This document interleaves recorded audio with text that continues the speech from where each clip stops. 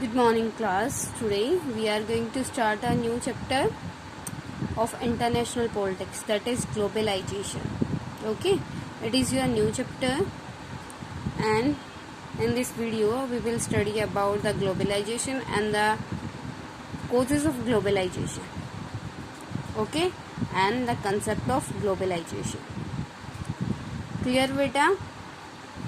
First one is I want to tell you about the globalization कि वैश्वीकरण, जो globalisation होता है बेटा वो क्या होता है? वैश्वीकरण। वैश्वीकरण क्या होता है? The meaning of the globalization, that globalisation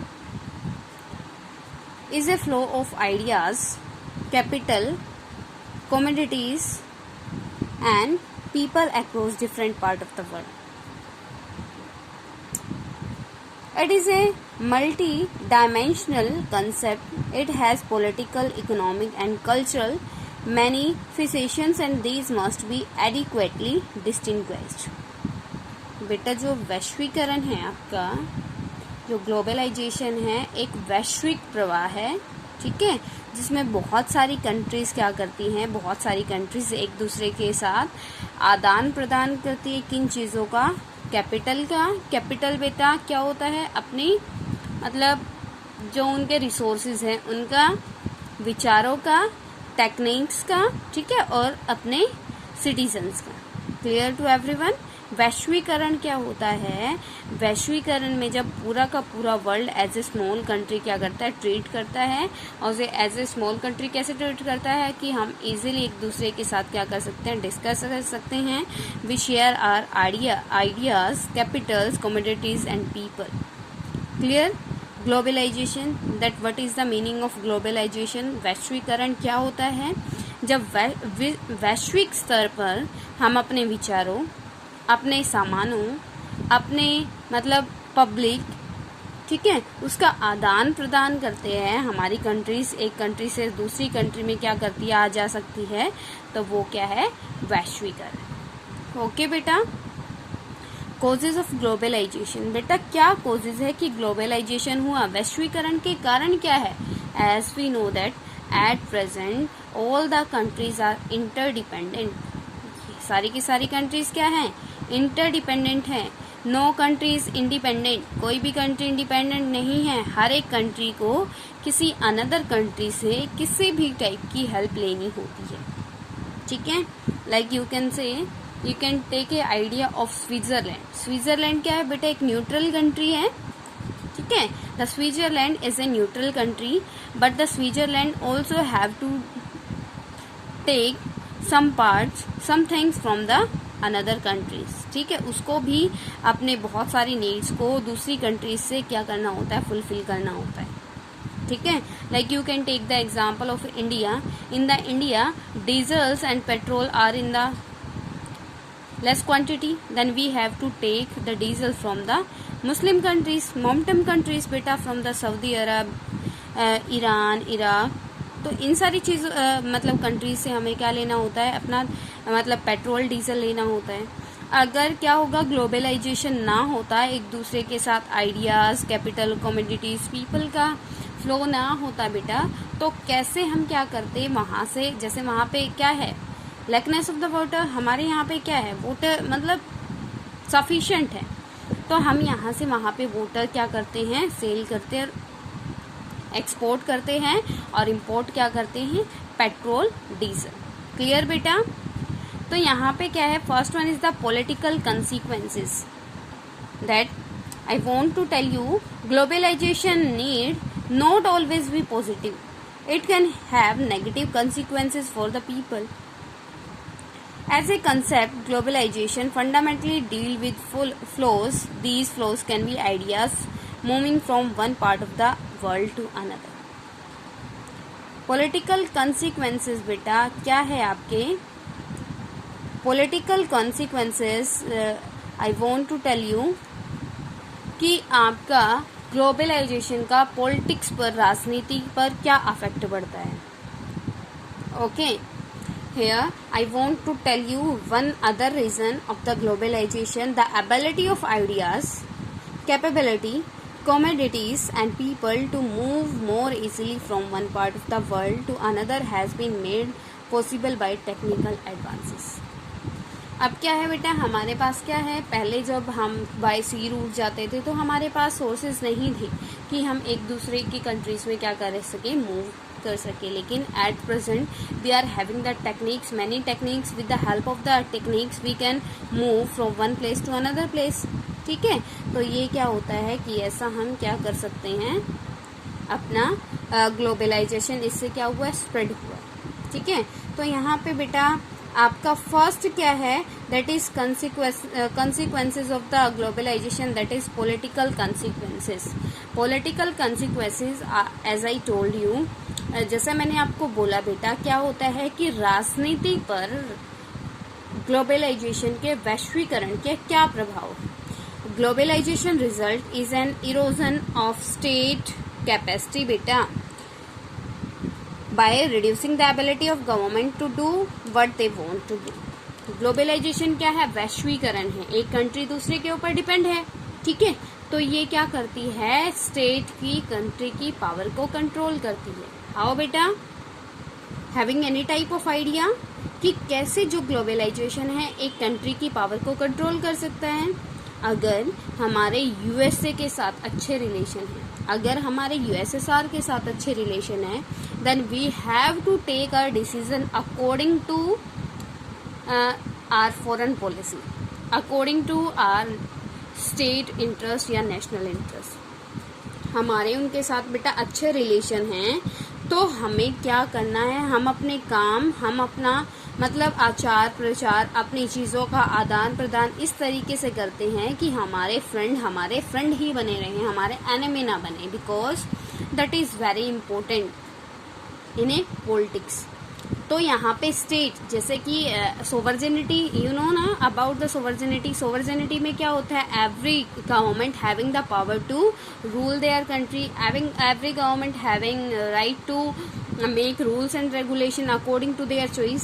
ठीक है, वहाँ पे रूल रेगुलेशन हम बना सकते हैं अपने अकॉर्डिंग, लेकिन हमें अपना इंटरनेशनल मतलब लेवल पे जो हमारी कंडीशन है, सिचुएशन है, उसको भी क्या करना होता है, देखना होता है. ठीक है, जैसे कि ह्यूमन राइट कमीशन है, तो ह्यूमन राइट कमीशन क्या करता है, the human right commission can interfere in our rules and regulation, और हमें इसी तरीके के रूल रेगुलेशन बनाने पड़ते हैं जो ह्यूमन राइट कमीशन के अकॉर्डिंग क्या है, सही है. समझ में आया, तो कैसे हमारी लॉ मेकिंग पावर के ऊपर क्या करता है, ग्लोबलाइजेशन कंट्रोल करता है. ठीक है, next one is market became the prime determinant of economic and social priorities. जो मतलब बेटे जो ये क्या है, पॉलिटिकल कंसिक्वेंसेस, हमें क्या करना होता है, हम जैसे बहुत सारी कंपनीज, इंटरनेशनल कंपनीज हैं इंडिया में, तो सेटअप करते हैं. क्यों करते हैं, रीज़न क्या है बेटा, क्योंकि हमें भी तो अपना प्रॉफिट चाहिए होता है, हम भी तो अपने बिजनेस को स्प्रेड करना चाहते हैं. तो जो कंट्रीज मतलब अगर हम किसी अनदर कंट्री को अपने इंडिया में बिजनेस सेटअप नहीं करने देंगे, then how we can accept from the other country, then they will give permission to us. तो हम कैसे एक्सपेक्ट करेंगे जब हमने अपने यहाँ पे उसको कंपनी सेट करने की परमिशन नहीं दी, तो वो हमें कैसे दे. ठीक है बेटा.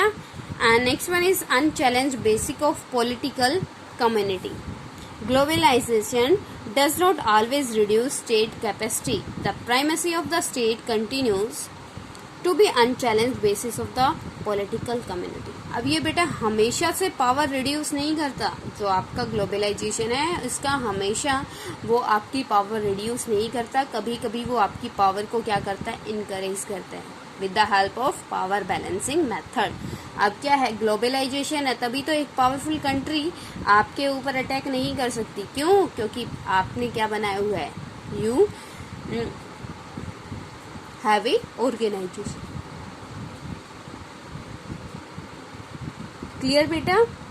Next one is state capacity has revised boost as a consequences of globalization with enhanced technologies available at the disposal of the state to collect information about its citizens. ठीक है, तो वहाँ को क्या मतलब क्या होता है बेटा कि ग्लोबलाइजेशन की हेल्प से हम क्या भी करते हैं, अपनी जो पब्लिक है उसको बहुत सारे क्या करते हैं, बेनिफिट प्रोवाइड कर सकते हैं। Next one is economic consequences. बेटा इकोनॉमिक कंसिक्वेंसेस है मतलब in the economic consequences all the topics comes related to your money. Okay, first one I want to tell you about the IMF and WTO। IMF बेटा international monetary fund and WTO World Trade Organization। In order to understand economic consequences of globalization, it is important to know that in economic globalization involves many actors other than IMF, WTO। अब बेटा क्या फायदा क्या है, अब economic consequences है मतलब सारी कंट्रीज क्या है, एक दूसरे के साथ रिलेटेड है। You can take the example of your village, ठीक है, of your neighbors also। If you are not having and you are not having the money and you are facing many problems related to the money, then you can take loan from your neighbor। ले सकते हो ना, और अपना काम जो है वो कर सकते हो टाइम पे।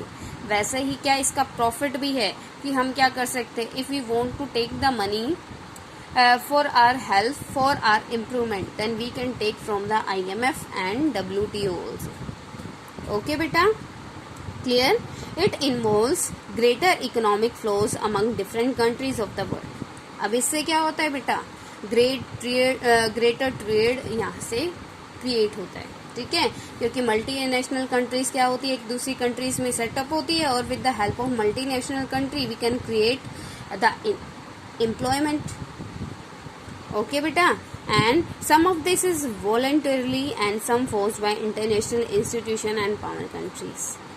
Globalization has involved greater trade in communities across the globe as it has reduced the imposing of restrictions on the import of one country or another। अब जब बेटा ग्लोबलाइजेशन है तो वो क्या करता है, ग्लोबलाइजेशन प्रोवाइड अस मैनी वो चॉइस बेटा, ठीक है, in the world we can fulfil our needs with any country. कैसे कर सकते हो बेटा, क्योंकि हमारे पास अगर ग्लोबलाइजेशन नहीं होगा तो एक पर्टिकुलर कंट्री से ही हमें अपने नीड्स फुलफिल करनी पड़ेंगी ना। लेकिन अगर क्या है, हमारे पास ग्लोबलाइजेशन बहुत सारी कंट्रीज के साथ हमारे अच्छे रिलेशन हैं, तो हम क्या कर सकते हैं, वहाँ से अपना ट्रेड सेट कर सकते हैं और अपनी इकोनॉमिक कंडीशन को क्या कर सकते हैं, इम्प्रूव कर सकते हैं। Globalization has involved greater trade in commodities across the globe as it has reduced the imposing of restrictions on the import of one country and another। Economic globalization has created an intense division of opinion all over the world। According to some, economic globalization is likely to be benefit only a small section of the population। It is very important point and you have to listen this point very carefully beta, that according to some, economic globalization is likely to be benefit only a small section of the population। कुछ लोग क्या कहते हैं, जो ये globalisation है वो सिर्फ कुछ ही पॉपुलेशन को, कुछ ही कंट्री को क्या करता है, बेनिफिट देता है। क्यों? Because in the globalization, economic globalization we can set multinational companies ना बेटा। अगर मल्टीनेशनल कंपनीज लगानी है देन वी हैव टू मतलब हमारे पास क्या होना चाहिए, इनफ मनी होनी चाहिए to set the multinational countries in the another countries. लेकिन अगर कोई कंट्री क्या है मतलब लेस डेवलपिंग है, तो उसके पास तो इतना पैसा नहीं होगा ना, तो वो कैसे करेगा। लेकिन जिस कंट्री के पास क्या है, बहुत सारा पैसा है, वो क्या करेगा,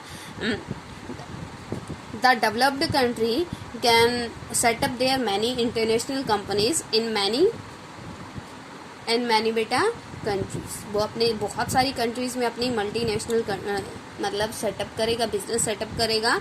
तो जो कंट्रीज क्या नहीं कर सकती, अपनी नेशनल इंटरनेशनल बिजनेस सेट नहीं कर सकती, तो उसका तो प्रॉफिट ही नहीं होगा ना बेटा, क्योंकि उसके पास तो पैसा ही नहीं है।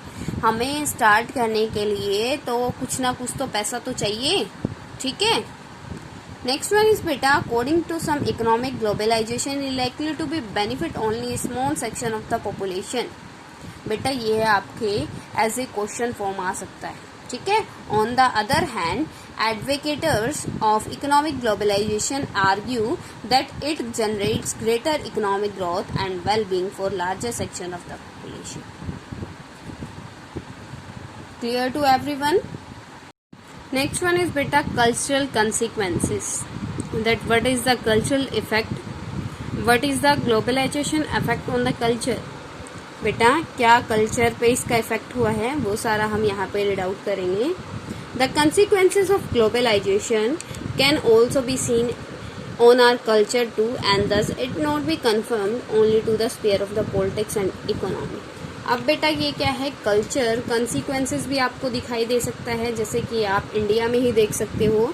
And mostly population is follower of the western culture, they are adopting the western culture and forgetting their own culture, कि वो क्या कर रहे हैं, सिर्फ वेस्टर्न कल्चर को ही क्या कर रहे हैं बेटा, अडोप्ट करते जा रहे हैं, और जो आपके नॉर्मल कल्चर है इंडिया का उसको भूलते जा रहे हैं। ये नेगेटिव पॉइंट है ना। तो ये क्या है, एक थ्रेट बनता जा रहा है अपने खुद के कल्चर के लिए, क्योंकि एक दिन ऐसा आएगा, अगर ऐसा ही रहा, that we will all the follow the western culture and forgot our India own identity, ठीक है। The process culture globalization poses a threat because it leads to the rise of a uniform culture and or what called cultural homogenization। बेटा अब ये क्या है, अब इससे क्या होता है कि हम जब सारे क्या करेंगे, जब ये आपका यूएसए है, यूएसए का डोमिनेंस क्या हो जाएगा, स्प्रेड हो जाएगा, यूरोपियन कंट्रीज का डोमिनेंस स्प्रेड हो जाएगा। वाई बेटा, what is the reason behind this? Because all the people are following the USA culture, ठीक है। तो इससे क्या होगा बेटा, इसका पॉजिटिव फैक्टर भी है। इसका पॉजिटिव फैक्टर क्या है, that is the positive factor that all the people comes together and live happily. If the culture will be one, then the people live happily and there will be no chance of the conflict between the public.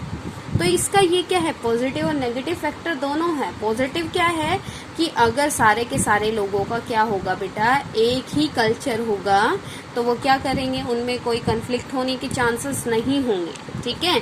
लेकिन अगर क्या हुआ, अगर इसका negative effect, जैसे मैंने अभी बताया कि क्या हो रहा है, बहुत सारी कंट्रीज का जो कल्चर है वो क्या होता जा रहा है, खत्म होता जा रहा है, ठीक है। While culture homogenization is an aspect of globalization, the same process also generates precisely the opposite effect। ये उसके साथ साथ पॉजिटिव फैक्टर के साथ साथ बेटा नेगेटिव फैक्टर भी आपका इसमें दिखाई दे रहा है, क्योंकि इससे क्या हो रहा है, कोई एक कल्चर ही स्प्रेड हो रहा है all over the complete world, और जो बाकी कल्चर है वो क्या होते जा रहे हैं बेटा, खत्म होते जा रहे हैं। Okay, now we will discuss our next topic, that is India and globalization, कि इंडिया का क्या व्यूज है ग्लोबलाइजेशन को लेकर, और इंडिया क्या सोचता है ग्लोबलाइजेशन के इंडिया को प्रॉफिट हुए या नहीं हुए, ठीक है। Flows pertaining to the movement of capital, commodities, ideas and people go back several centuries India history। बेटा ये क्या है, इंडिया में जैसे क्या है, लास्ट के प्रीवियस ईयर्स में हमारा जो ब्रिटिशर्स रूल था उसमें इस चीज़ का एक नेगेटिव इफेक्ट हमारे ऊपर आया, ठीक है। During the British rule India became an exporter of primary goods and raw material and a consumer of finished good. जो ये बेटा ग्लोबलाइजेशन है उसका इंडिया पर एक नेगेटिव इफेक्ट पड़ा है। Why? Because in our previous years, in previous centuries, the India was the colony of Britain. Britain की कॉलोनी था इंडिया, और इंडिया का सारे के सारे जो रॉ मटेरियल है, रिसोर्सेज है, वो क्या कर लिए गए, were used by the Britishers. The Britishers export all the raw material and primary goods from the India and sell their final goods in the. तो इससे क्या हुआ, ग्लोबलाइजेशन का गलत इफेक्ट हुआ ना, हमारे यहाँ पे नेगेटिव इफेक्ट आया, क्योंकि यहाँ का जितना सारा क्या था, रिसोर्सेज थे, रॉ मटेरियल थे, उसको कहाँ सेंड कर दिया गया, ब्रिटेन में, ठीक है. After independence India decide to be a self sufficient country rather than being dependent on other.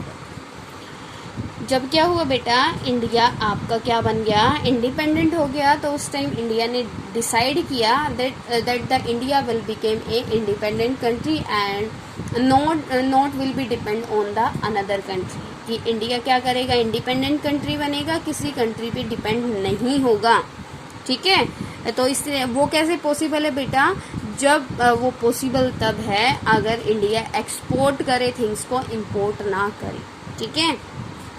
After independence, India decided this, and in 1991, India embarked on a program of economic reform that has showed increasingly to deregulate various sectors, including trade and foreign investment. India ने बेटा क्या किया, globalisation के through अपनी मतलब factory set की, company set की another countries में, और जो अनदर कंट्रीज है उसको भी क्या किया बेटा, एक्सेप्ट किया.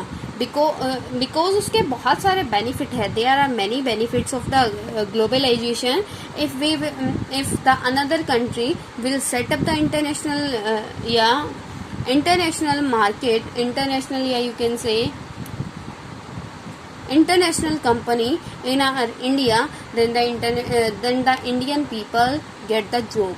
Okay, तो इंडियन ने क्या किया, ग्लोबलाइजेशन को क्या किया, एक्सेप्ट किया. लेकिन इंडिया क्या करता है बेटा, आज भी इस चीज में बिलीव करता है that globalization is giving benefit to the developed countries. Okay, तो इंडिया का मानना क्या है कि ये डेवलपिंग कंट्रीज को बेनिफिट तो दे रहा है, लेकिन कंपेयर देन मतलब less compare then the developed countries. क्योंकि डेवलप्ड कंट्रीज के पास टेक्निक्स हैं, तो हम क्या करते हैं, हम वहाँ से टेक्निक्स ले सकते हैं, लेकिन वो काफ़ी कॉस्टली उसको क्या करते हैं, सेंड करते हैं. ठीक है. At present globalization is the main important thing, and without the globalization we can't say. It is the condition of at present world. Okay beta, if any problem to you, then you can ask me. Okay, till now you can comment me, no problem is there, and any doubt is there, then you can ask me personally or in group. Clear beta?